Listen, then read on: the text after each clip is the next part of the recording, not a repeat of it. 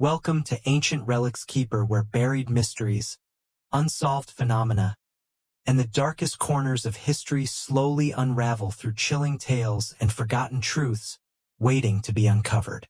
The year was 1845, and the air in England buzzed with ambition, pride, and a hunger for conquest. The British Empire, at the height of its naval supremacy, turned its gaze to the frozen unknown of the Arctic, where a fabled passage, the Northwest Passage, promised to link the Atlantic and Pacific Oceans. This elusive sea route, shrouded in ice and legend, had defied explorers for centuries, its secrets guarded by a wilderness so brutal it seemed to pulse with malice. Into this abyss sailed Sir John Franklin, a weathered explorer whose name carried the weight of past triumphs and failures.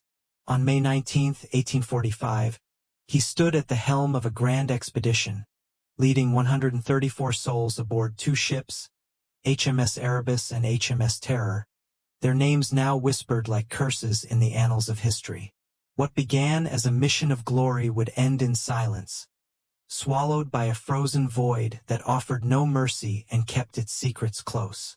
The story of their departure and disappearance is a descent into a nightmare, where hope curdled into dread, and the Arctic's icy jaws closed around them. In the dim light of a London spring, the docks at Greenhithe thrummed with purpose. HMS Erebus and HMS Terror loomed over the Thames, their hulls gleaming with fresh paint and reinforced iron, built to defy the Arctic's crushing embrace. These were no ordinary vessels.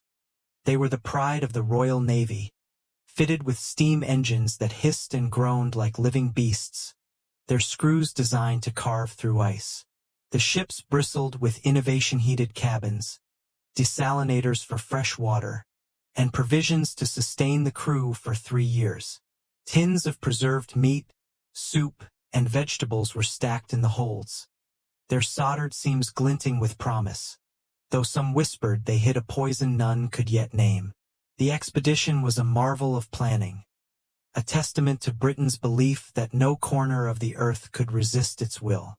Sir John Franklin, 59 and battle-scarred, stood as the expedition's heart. His face, etched with the lines of past voyages, bore the weight of a man who had tasted both glory and disgrace. He had charted Australia's coasts and survived starvation in the Arctic, yet his failed governorship in Tasmania had left a stain on his name. This mission was his redemption, a chance to etch his legacy into the ice. Beside him stood a crew of 134 officers, sailors, and Marines, each man handpicked for courage and skill. Captain Francis Crozier, commanding HMS Terror, was a stoic Irishman whose quiet strength belied a deep unease about the journey. Commander James Fitzjames, aboard Erebus, radiated charm and ambition, his eyes alight with dreams of fame. The crew, from grizzled veterans to wide-eyed youths, shared a fragile hope that their names would echo through history. Yet, as the ships cast off, a shadow hung over the docks. The Arctic was no mere frontier. It was a realm of ancient, unforgiving power, where men's plans crumbled like frost underfoot. The mission's goal was clear: to navigate the Northwest Passage, a labyrinth of ice-choked channels through Canada's Arctic archipelago. Success would open a trade route to Asia, cementing Britain's dominance. But the Arctic was a place of whispers and warnings. Sailors spoke of ships crushed by ice, of crews lost to starvation, of strange lights dancing in the polar night. Franklin, undeterred, saw only the prize. As Erebus and Terror sailed down the Thames, crowds cheered, flags waved, and Lady Jane Franklin, his devoted wife, watched with a heart heavy with unspoken fears. She had begged him to stay, her dreams haunted by visions of a frozen grave. But Franklin's resolve was iron, and the ships vanished into the mist, carrying their crew toward a fate no one could foresee. The first weeks of the voyage were deceptively kind. The ships carved through the Atlantic, their sails taut against the wind, the crew buoyed by the rhythm of routine.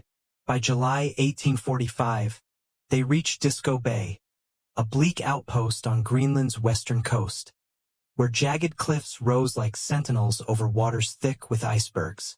Here, the expedition paused to resupply, trading with local Inuit and taking on fresh water. The crew's spirits were high, their letters home brimming with optimism. Franklin wrote of the ship's strength, Crozier of the men's resolve.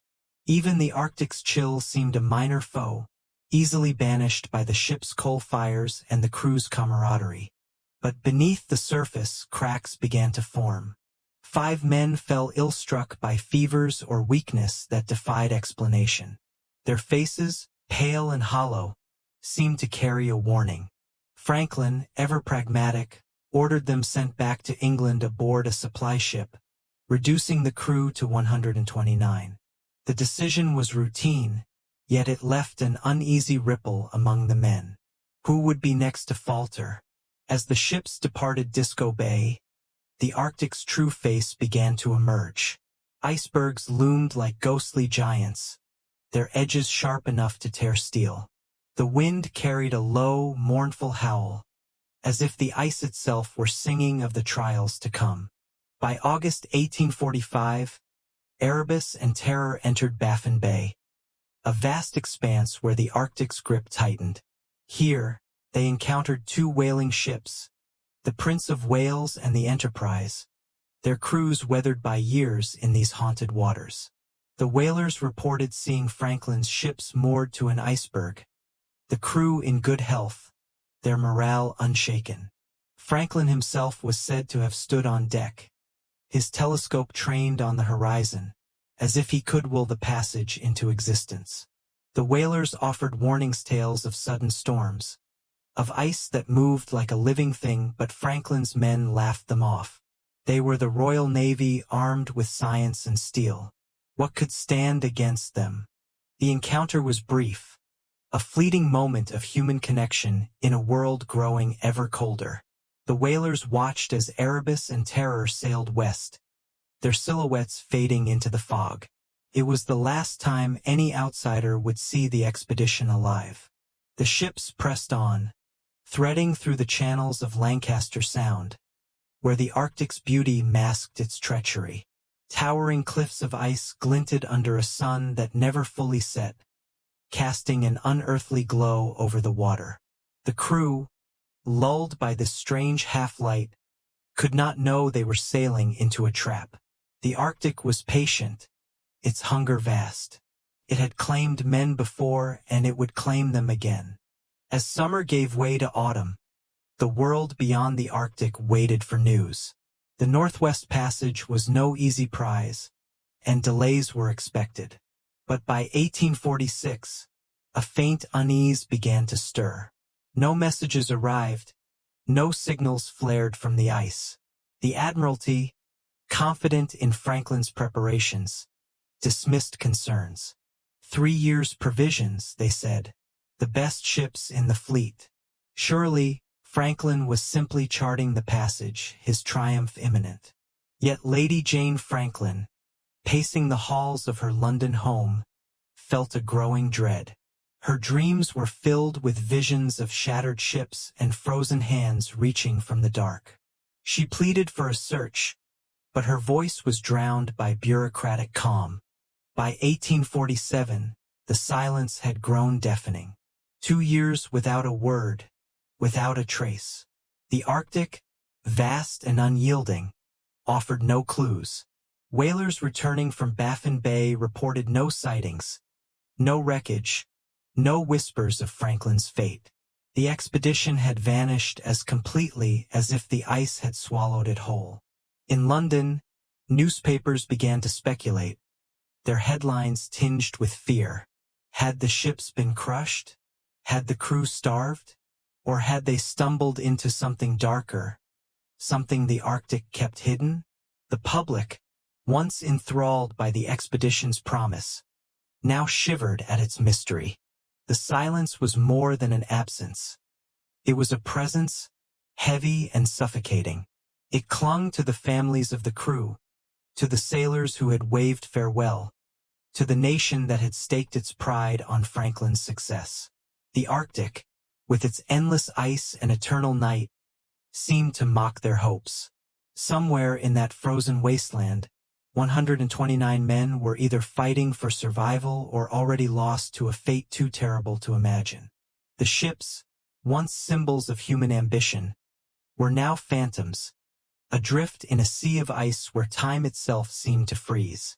The disappearance marked the beginning of a nightmare that would haunt the world for decades. Search parties would later scour the Arctic, finding fragments of the expedition's story graves, bones, abandoned camps, but no answers to the questions that burned in the hearts of those left behind. What had happened to Franklin and his men? How could an expedition so meticulously planned, so heavily armed, simply cease to exist? The Arctic held the truth, but it would not yield it easily. As the years passed, the silence grew louder, a chilling reminder that some mysteries are forged in ice, and some graves are never found. The Arctic is a place where hope goes to die, a frozen purgatory where the sun abandons the sky and the ice whispers of eternity. By September 1846, the Franklin expedition, once a beacon of British ambition, had sailed into this nightmare and found itself ensnared. HMS Erebus and HMS Terror, those proud vessels that had carved through the Atlantic with such purpose, were now prisoners of the ice in Victoria Strait, near King William Island, their hulls groaning under the weight of a merciless Arctic winter. The 129 men aboard, who had laughed off tales of polar peril, now faced a reality that clawed at their sanity. The ice was not just a barrier. It was a living, malevolent force, tightening its grip with every passing day. The crew, led by Sir John Franklin until his mysterious death, would endure months of darkness, starvation, and despair, their dreams of the Northwest Passage crumbling into a desperate fight for survival. Some would die in the ice's embrace, others would flee into its jaws, but none would escape. This is the story of their entrapment, a descent into a frozen hell where the Arctic claimed not just their lives, but their very humanity. The first signs of trouble came as summer waned in 1846, when the Arctic's fleeting warmth gave way to a biting chill that seeped into the bones. Erebus and Terror had navigated the labyrinthine channels of the Canadian archipelago, their crews marveling at the alien beauty of icebergs that loomed like silent gods. But beauty in the Arctic is a lie, a mask for treachery. In Victoria Strait, the sea betrayed them. The water, once open, began to harden, its surface crackling as it fused into a solid, unyielding mass. By September, the ships were locked in place, surrounded by ice so thick it mocked their steam engine's feeble chugs. The crew watched in growing unease as the horizon vanished, replaced by a jagged prison of white. The ice pressed closer, its weight squeezing the ship's timbers, which creaked and moaned like a chorus of the damned. The men, trained for adventure, were unprepared for this stillness, this suffocating immobility. The Arctic had set its trap, and there would be no escape. Winter descended like a shroud, plunging the world into a darkness that lasted months. The polar night was no mere absence of light. It was a presence, heavy and oppressive, that smothered the soul. The crew huddled in the ship's heated cabins, their breath frosting in the air, their faces lit by the sickly glow of oil lamps. Outside, the wind howled, carrying the eerie crack of shifting ice, a sound that seemed to mock their plight. The men tried to maintain order. Officers issued commands, sailors scrubbed decks, and engineers tended the engines, but routine could not mask the growing dread. Food supplies, once a source of pride, began to dwindle. The tinned provisions, so carefully packed in London, tasted wrong, their contents sometimes slimy or sour. Some men whispered of poison in the cans, of seams soldered with death. Others spoke of the ice itself, claiming it moved with purpose, as if guided by some ancient, vengeful spirit. Superstition took root in the dark, and the crew's unity began to fray. By June 1847, the expedition's heart was torn out. Sir John Franklin, the man who had promised victory, was dead. His death, shrouded in mystery, sent a shiver through the crew.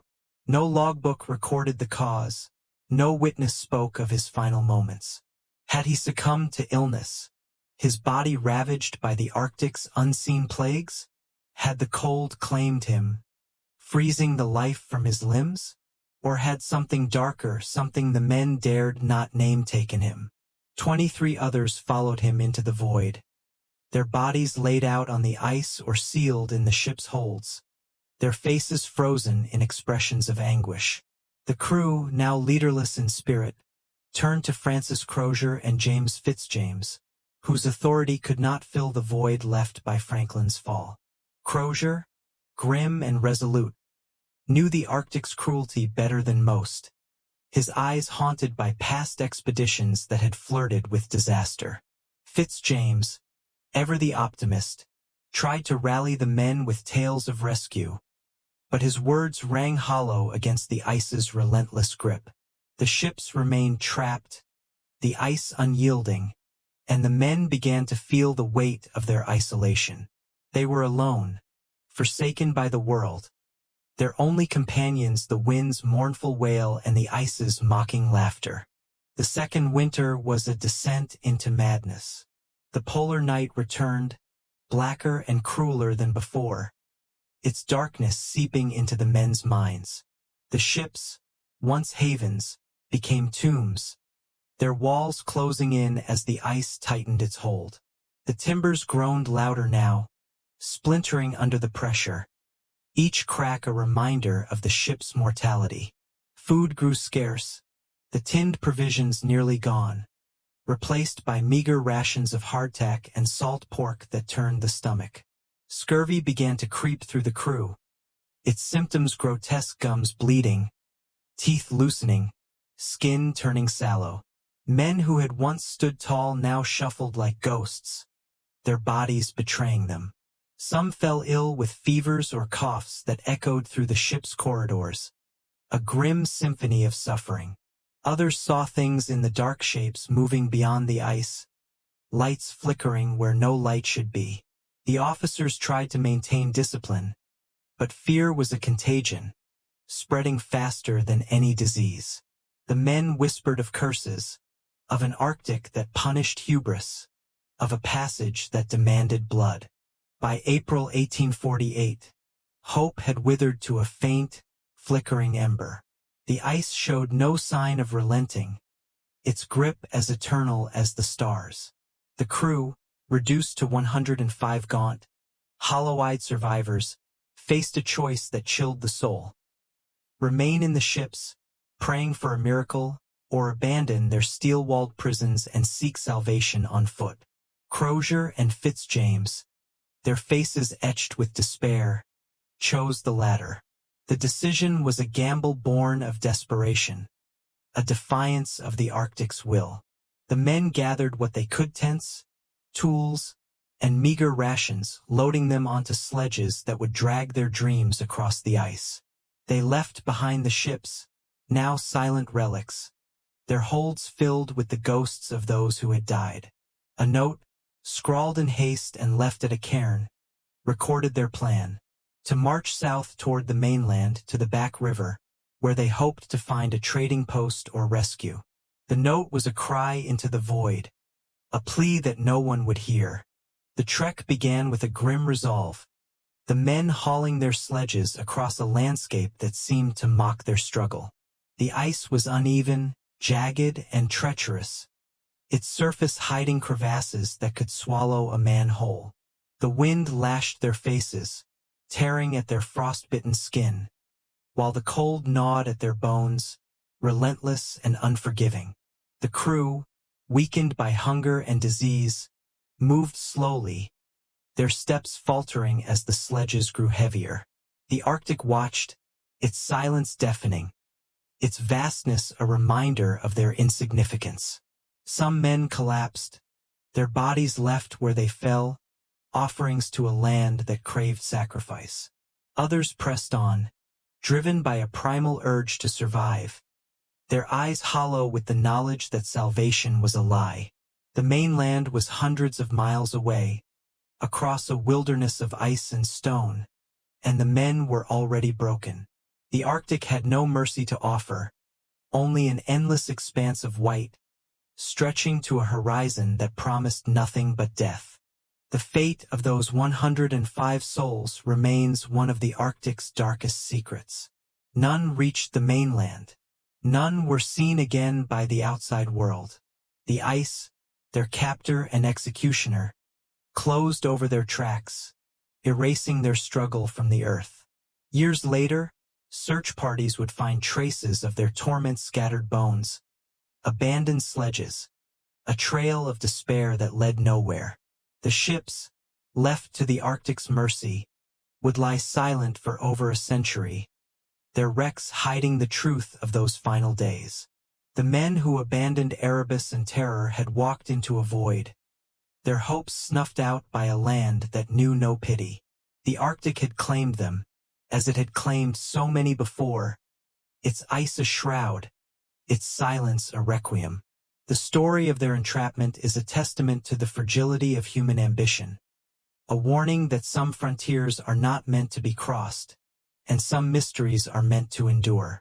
The Arctic is a tomb, its ice a silent keeper of secrets that defy the living. When the Franklin expedition vanished in 1845, it left behind a void filled with questions that gnawed at the soul. HMS Erebus and HMS Terror, along with their 129 men, had sailed into a frozen abyss, their fate sealed by a wilderness that offered no mercy. By 1847, the world knew they were lost, but the Arctic held its truths close, revealing them only in fragments, graves, bones, and whispers of horror. Over decades, search parties, scientists, and explorers would pry at the edges of this mystery, each discovery a wound that bled dread. From the first grim findings on a desolate island to the eerie exhumation of frozen corpses and the ghostly wrecks found in the deep, the aftermath of the Franklin expedition is a tale of revelations that chill the blood.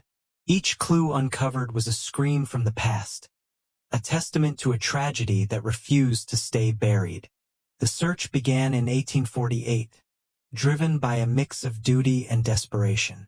Lady Jane Franklin, her heart a cauldron of grief and resolve, pressed the British Admiralty to act, her voice cutting through their inertia.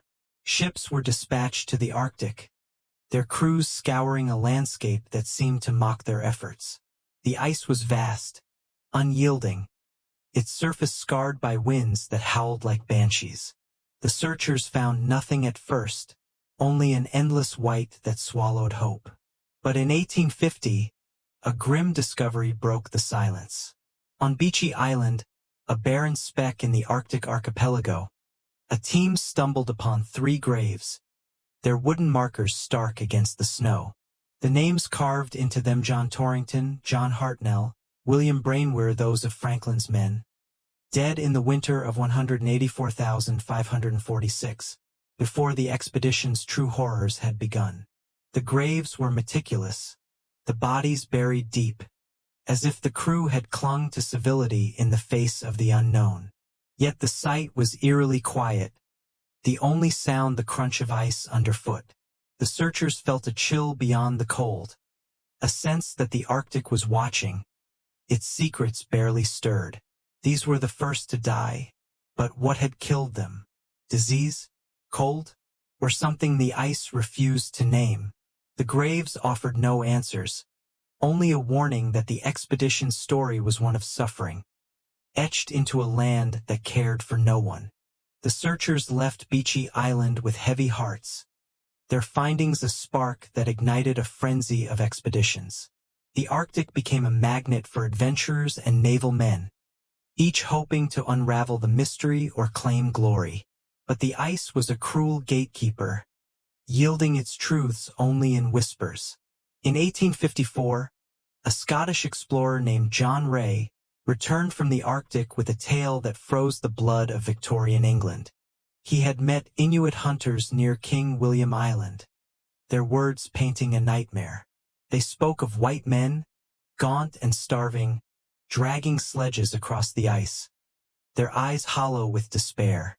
The Inuit had seen their camps, littered with broken tools and tattered tents, and found bodies some whole, others carved with the marks of knives. The men, the Inuit said, had eaten their own, a sin that shocked Ray's audience. Cannibalism, that unspeakable act, cast a shadow over Franklin's legacy. In London, the public recoiled, refusing to believe their heroes could fall so low.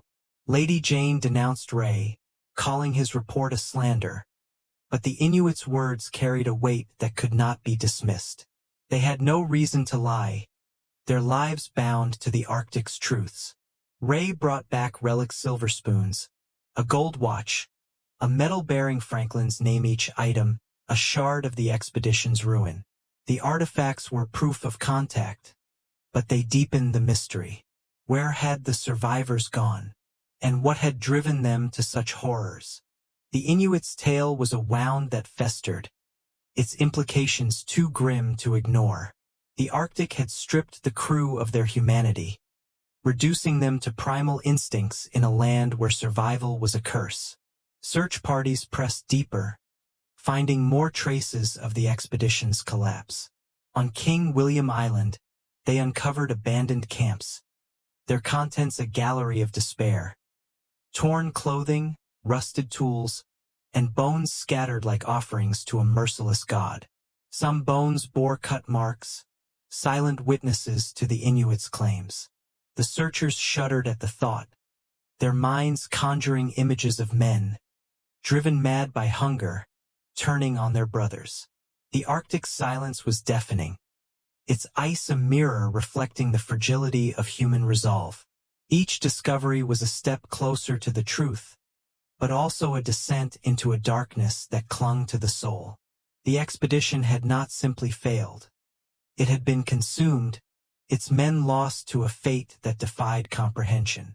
The searchers returned to England with heavy burdens, their reports fueling a fascination that bordered on obsession. The Franklin expedition was no longer a mission. It was a ghost story, its specters haunting the edges of the known world. Decades passed, and the Arctic's grip on the mystery loosened, but only slightly. The 20th century brought new tool science, not bravery, would peel back the ice's secrets. In 1981, a team led by anthropologist Owen Beatty arrived on Beechey Island, drawn by the graves that had lain untouched for over a century. The Arctic had preserved them perfectly, the permafrost a cruel curator of the dead. With reverent hands, Beatty's team exhumed John Torrington, the first to die. What they found was no skeleton, but a corpse, frozen in time, his face a mask of eternal suffering. Torrington's eyes, half open, seemed to stare through the centuries. His lips parted as if to whisper a warning. His body, clad in a blue jacket, was intact, his skin pale as the ice that cradled him. The sight was a jolt, a collision of past and present that left the team shaken. Autopsies revealed a body ravaged by scurvy, his gums blackened, his organs frail.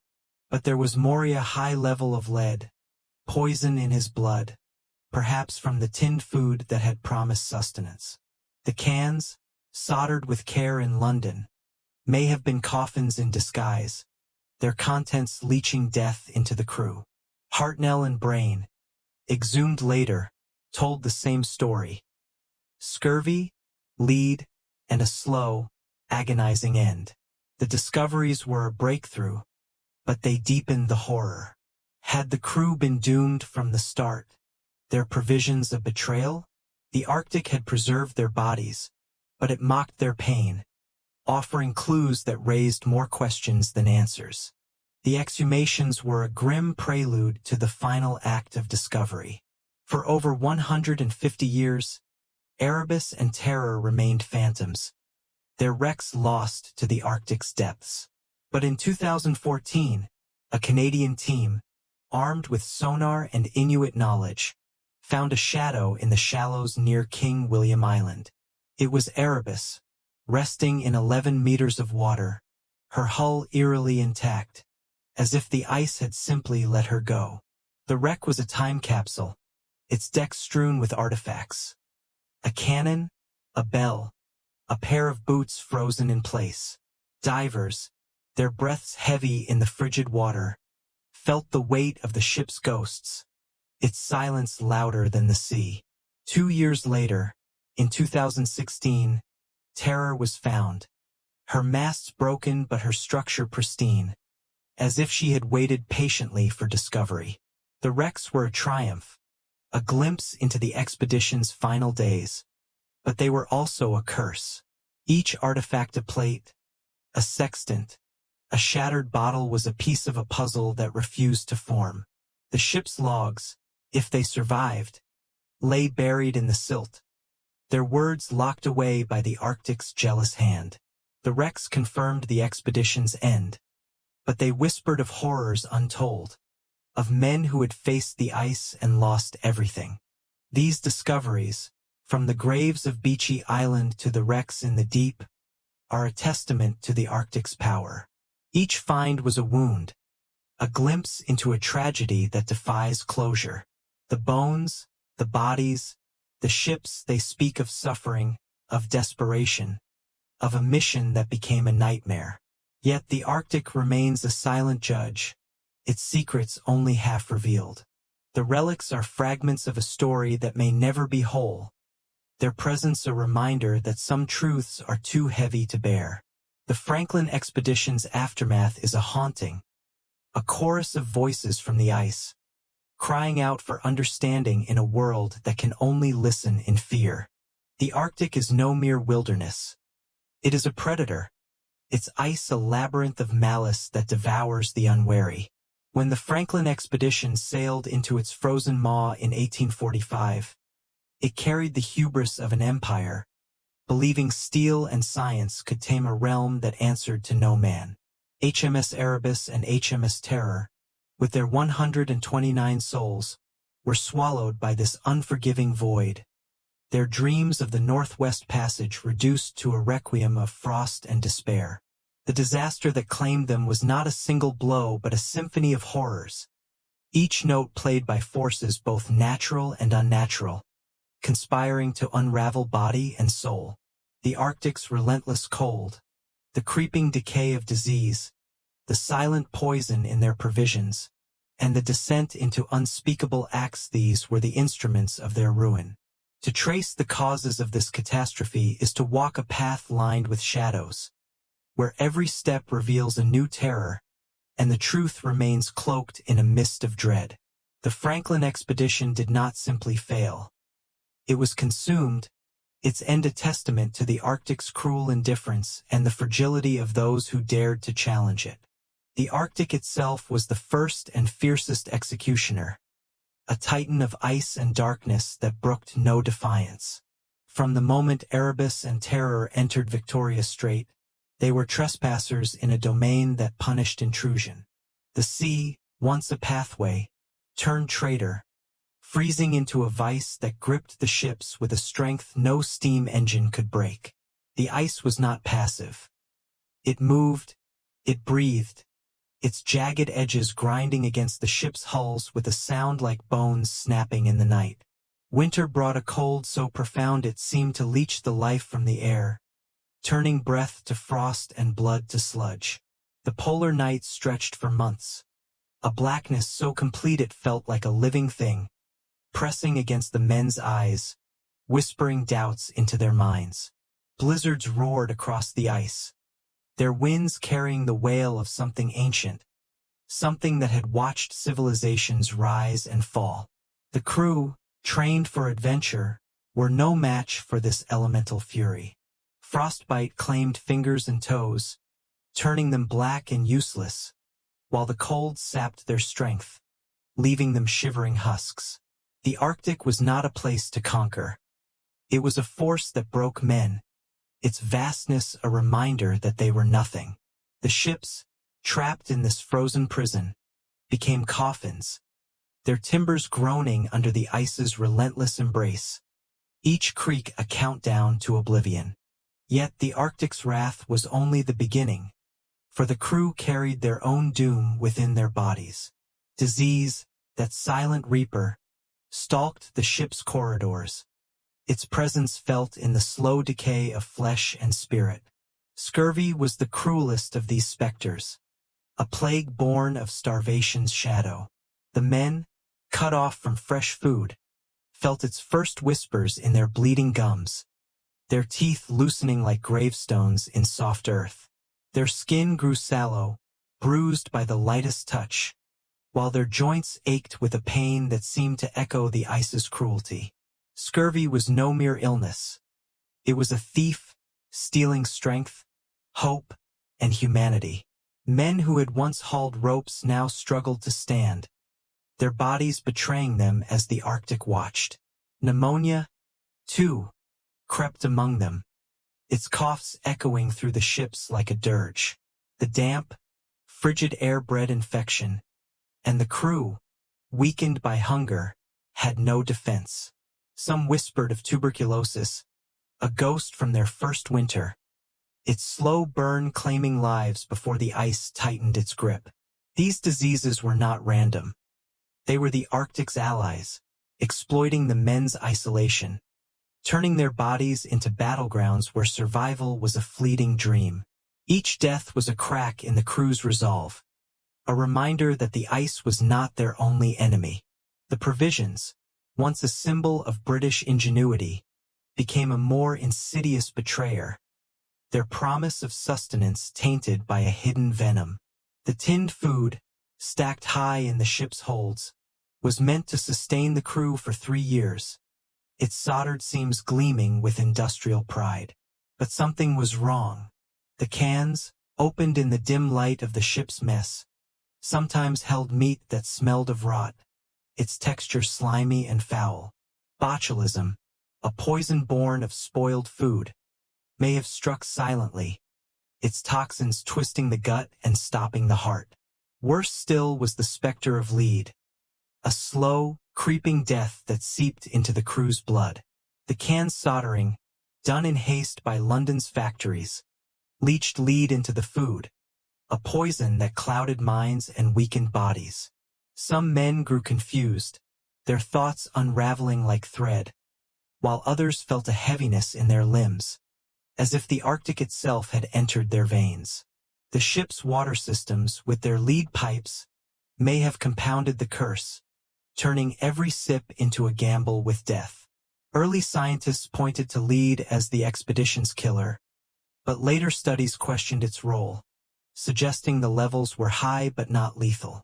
Yet the doubt lingers, a shadow over the tins that promised life but may have delivered doom. The provisions were a betrayal, a reminder that even the Empire's greatest tools could turn against its own. As hunger tightened its grip, the crew faced a horror that dwarfed all Thursa descent into the unthinkable, where survival demanded the ultimate sacrifice. The Arctic, having stripped them of food and hope, pushed them to the edge of humanity, where the line between man and monster blurred. Bones found years later on King William Island told a story too grim for words, their surfaces marked by cuts and scrapes, signs of a desperate act. Cannibalism, that forbidden word, was no rumor. It was a truth carved into the remains of Franklin's men. The survivors, their bodies wasting, their minds frayed by starvation, had turned to the dead, their knives trembling as they violated the bonds of brotherhood. The act was not born of malice but of a primal, animal need, a hunger that burned hotter than shame. In the polar night, under a sky that offered no judgment, they ate to live, each bite a wound to the soul. The Inuit, who later spoke of these men, described them as ghosts, their faces gaunt, their eyes empty, as if the act had stolen their essence. The Arctic had not just killed them. It had unmade them, reducing heroes to scavengers in a land that feasted on despair. The bones, scattered across the ice, were a silent accusation, a testament to a horror that no survivor lived to confess. These causes the Arctic's fury, the ravages of disease, the poison in their provisions. The slide into cannibalism wove a tapestry of doom that no man could escape. Yet their interplay is a riddle, each thread twisting into the next, defying a single explanation. Was it the ice that broke the ships, or the scurvy that broke the men? Did the lead cloud their minds, or was it the hunger that drove them to madness? The Arctic, with its cruel indifference, offers no clarity, its secrets locked in a vault of frost. The provisions meant to sustain may have poisoned. The cold, meant to challenge, became a killer. The men, meant to endure, became their own undoing. The disaster was a conspiracy of forces, each feeding the others, a machine of destruction that ground the expedition to dust. The crew's ambition, their faith in empire, was no match for a land that wrote its own rules. To seek a single cause is to chase a phantom, for the Arctic's power lies in its multiplicity, its ability to strike from every angle, leaving only questions in its wake. The Franklin expedition's end was not a moment but a process, a slow unraveling orchestrated by a wilderness that knew no mercy. The ice, the disease, the tainted food, the desperate acts, they were not separate but one, a chorus of horrors sung by a land that devours. The men who sailed with Franklin dreamed of glory, but the Arctic had other plans, its hunger vast and eternal. Each cause was a blade, cutting deeper, until nothing remained but silence. The expedition's story is a warning, etched in frost and bone, that some frontiers are graves, and some truths are too dark to bear. The Arctic watches still, its ice a mirror reflecting the folly of those who thought they could master it, its shadows hiding the final screams of a crew lost to a fate as cold as the stars. The Arctic is a realm where truths are buried beneath layers of ice, where the wind carries whispers of the dead, and where mysteries fester like wounds that never heal. The Franklin expedition, that doomed quest for the Northwest Passage, sailed into this frozen abyss in 1845, its 129 men aboard HMS Erebus and HMS Terror swallowed by a wilderness that gave no quarter.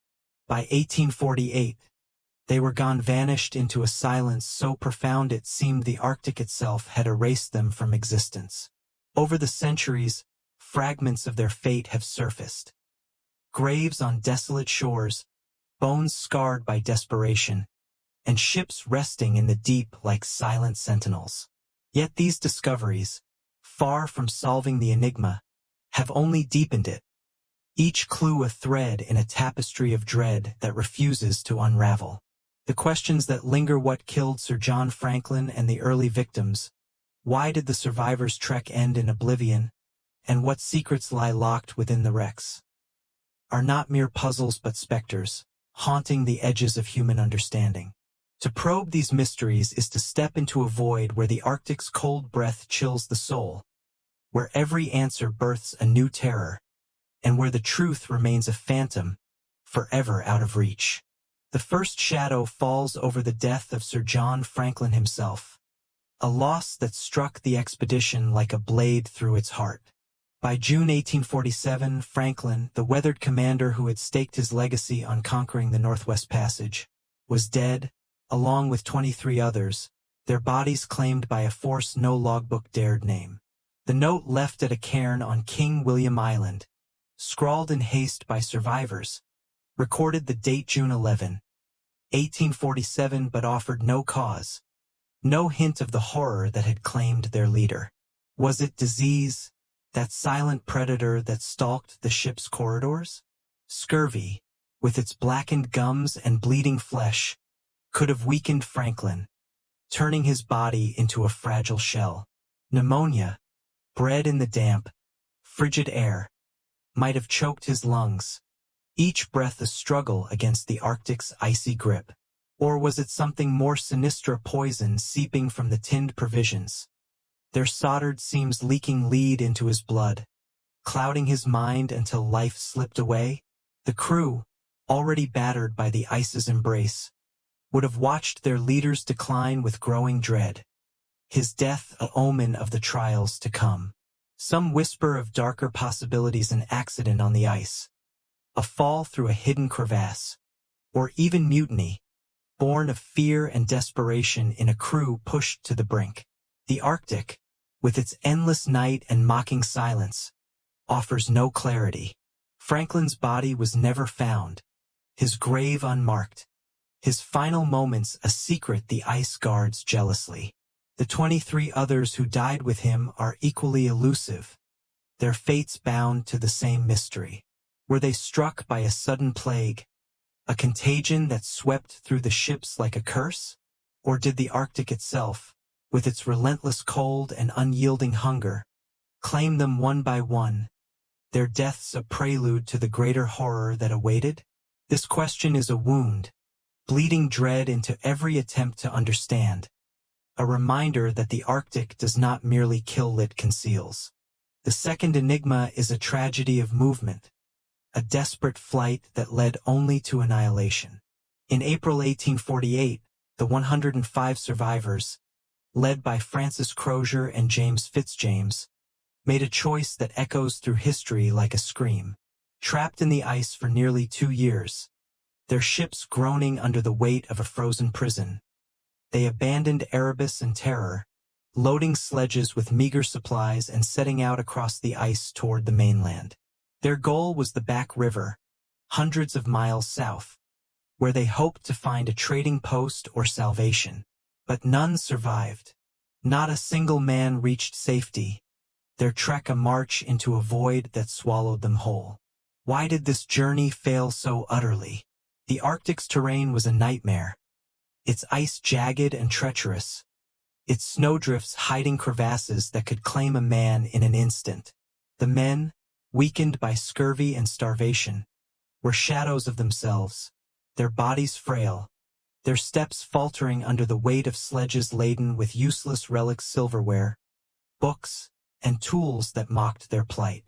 Hunger gnawed at them, a relentless beast that drove some to unspeakable acts, as bones later found on King William Island would attest, their surfaces scarred by knives.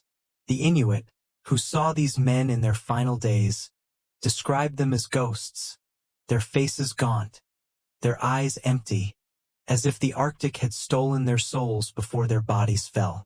But was it only the environment that doomed them? Could they have lost their way, their compasses useless in the Arctic's magnetic chaos, their maps blind to the shifting ice? Or did despair break their will, each step a surrender to a land that offered no mercy? The note at the cairn, their last testament, spoke of their plan, but it did not speak of their end. Did they scatter, driven mad by hunger? Or did they die together, huddled in a final, futile stand against the cold? The Arctic erased their tracks, leaving only fragments, buttons, bones, a broken Slegito hint at their torment. This mystery is a labyrinth, each turn leading deeper into despair, each clue a taunt from a wilderness that devours hope. The third unanswered question is a siren's call, luring explorers and scientists to the wrecks of Erebus and Terror, those silent relics that hold the expedition's final secrets. Found in 2014 and 2016, respectively, the ships lie in the Arctic's depths, their hulls eerily preserved, as if the ice had cradled them for a purpose. Erebus rests in shallow waters near King William Island, her deck strewn with artifacts, a cannon, a bell, a pair of boots frozen in time. Terror, discovered further north, is a ghost ship, her masts broken but her structure intact, her hatches sealed as if guarding a truth too terrible to reveal. These wrecks are time capsules, windows into the expedition's final days. But they are also traps, their secrets locked in silt and shadow. Divers who enter their holds describe a chill beyond the water's cold, a sense of being watched by eyes that no longer see. The ship's logs, if they survive, could hold the Kia record of Franklin's death, the crew's decisions, the moment hope died. But the Arctic is a jealous guardian, its currents and ice conspiring to keep these documents hidden. Personal letters, journals, or maps might lie in the captain's cabins, their ink preserved by the cold, their words a scream from the past. Yet each dive yields only fragments, plates, bottles, a sextant, each item a tease, a hint of a story that refuses to be told. What did the crew see in their final days? Did they record visions of strange lights in the polar night, or whispers of something moving beyond the ice? The wrecks are a paradox, offering both promise and denial, their presence a reminder that the Arctic yields its truths only when it chooses. The ships, once symbols of empire, are now tombs, their silence louder than any cry, their secrets a challenge to those who dare to seek them. These mysteries, Franklin's death, the failed trek, the wreck's hidden truths, are not separate but intertwined, a web of dread spun by the Arctic's cruel hand. Each question is a mirror, reflecting the others, creating a kaleidoscope of terror that defies resolution. The death of Franklin and the early victims set the stage for the survivors' desperation, their loss a spark that ignited the crew's unraveling. The failed trek, in turn, is a consequence of that unraveling, a journey doomed by the weaknesses, physical and mental, that Franklin's absence exposed. The wrecks, with their potential to reveal all, are the final piece, a tantalizing promise that the Arctic may never fulfill. Together, they form a narrative of loss that is both intimate and cosmic, a story of men broken by a land that knows no pity. The Arctic is not content to kill. It conceals, it taunts, it invites the living to chase its shadows. The expedition's fate is a wound that festers, its unanswered questions a curse that lingers in the blood. To ponder these mysteries is to stand at the edge of the unknown, where the ice stretches to infinity and the wind sings of forgotten souls. The Franklin expedition did not simply vanish. It was claimed, its men reduced to echoes in a land that feeds on silence. The questions that remain are not just about what happened, but why the Arctic chose these men, why it hid their end, why it continues to haunt those who seek answers. Some say the expedition stumbled into a realm beyond human understanding, where the ice holds secrets older than time. Others believe the men were betrayed by their own ambition, their faith in empire a delusion that the Arctic shattered. The truth, if it exists, lies in the interplay of these mysteries, in the space between the known and the unknowable. The graves, the bones, the wrecks, they are pieces of a puzzle that may never be complete, their edges jagged with dread. The Arctic watches, its ice a mirror reflecting the folly of those who thought they could master it, its darkness a canvas for nightmares. The Franklin expedition's unanswered mysteries are a siren's song, drawing the curious deeper into the Arctic's embrace. Each question is a door, half open, revealing glimpses of horror that chill the soul. Franklin's death is a shadow, cast over the expedition's heart, its cause a riddle that mocks the living. The survivor's trek is a tragedy, a march into oblivion that left only bones to tell the tale. The wrecks are a promise, their secrets locked in a frozen vault that may never yield. Together, they weave a story that is both human and inhuman, a testament to the Arctic's power to destroy and conceal. To seek answers is to risk becoming part of the mystery, to feel the ice's cold breath and hear the whispers of the lost. The Franklin expedition is gone, but its enigmas endure, a haunting that lingers in the frost, a warning that some truths are better left buried, and some graves are meant to stay cold. If unexplained stories give you chills, don't forget to follow Ancient Relics Keeper, where time and mystery intertwine, and every ending is just the beginning of another unanswered question.